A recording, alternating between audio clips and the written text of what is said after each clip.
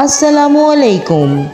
رومانوی داستانوں میں جہاں ہیر رانجھا، شیریں فرہاد، سستی پونو، مرزا صاحبہ قابل ذکر ہیں، وہیں ایک اور لازوال داستان لیلا مجنوں کی ہے، جس نے اپنا ایک منفرد مقام بنایا اور پڑھنے والوں کے دلوں پر گہرا اثر ڈالا۔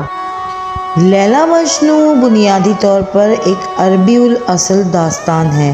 اس میں بیان کردہ کردار لیلا مجنوں دو حقیقی شخصیات تھیں، اور یہ کہ یہ داستان عشق بھی ہے اور داستان حقیقی بھی۔ نظامی گنجوی نے اس کو فارسی زبان میں قلم بند کیا، جس نے اس کی مقبولیت کو ساری دنیا تک پہنچایا۔ صدیوں سے اس داستان پر بہت کچھ افسانہ طرازی کی گئی ہے، مگر ان میں سب سے زیادہ مقبولیت و اہمیت نظامی گنجوی کی لیلا مجنوں کو ہی حاصل رہی۔ یہ داستان ہے دو سچے عاشقوں کی ادھوری کہانی کی۔ یہ کہانی ہے قیس اور لیلا کی۔ قیس، جس کا نام جنون الفت کی وجہ سے مجنوں ہو گیا۔ مجنوں لغوی طور پر پاگل، دیوانے اور عاشق کو کہتے ہیں۔ لیلا عربی زبان میں رات کو کہتے ہیں، جس سے اخذ کیا جاتا ہے کہ لیلا سانولی رنگت والی تھی۔ کئی مصنفین نے اپنے قصے میں لیلا کو سانولی صورت والی بتا کر پیش کیا ہے۔ لیلا اور مجنوں بچپن میں ہی ایک ہی مدرسے میں پڑھنے جایا کرتے تھے، تب ہی ان میں باہمی الفت پیدا ہوئی۔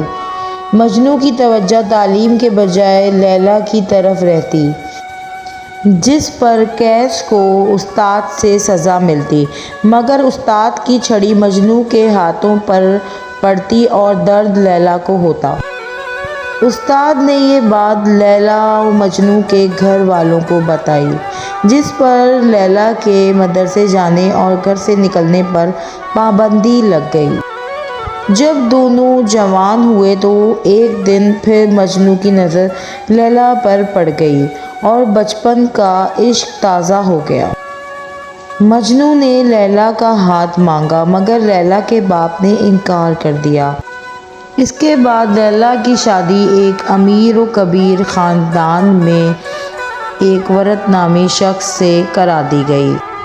جب اس بات کا پتہ مجنوں کو چلا تو وہ لیلا کے پیار میں ادھر ادھر پاگلوں کی طرح بھٹکنے لگا، جبکہ لیلا نے دوسری طرف اپنے شوہر کو اپنی محبت کے بارے میں سچ سچ بتا دیا، جس پر اس کے شوہر نے اسے طلاق دے دی اور لیلا کو اس کے والد کے گھر واپس بھیج دیا۔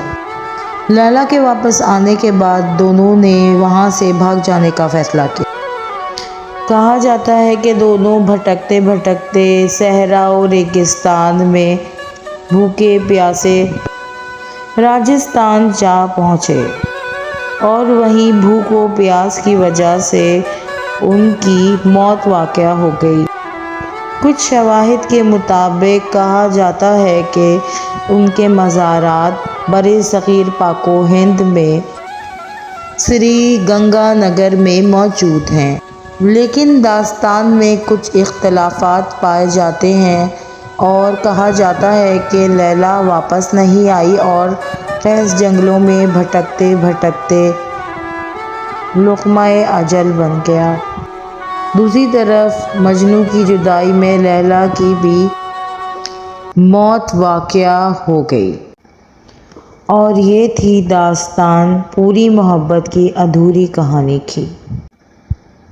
یہ داستان پسند آئی ہو تو ویڈیو کو لائک، سبسکرائب، شیئر کرنا نہ بھولیے گا۔ اللہ حافظ۔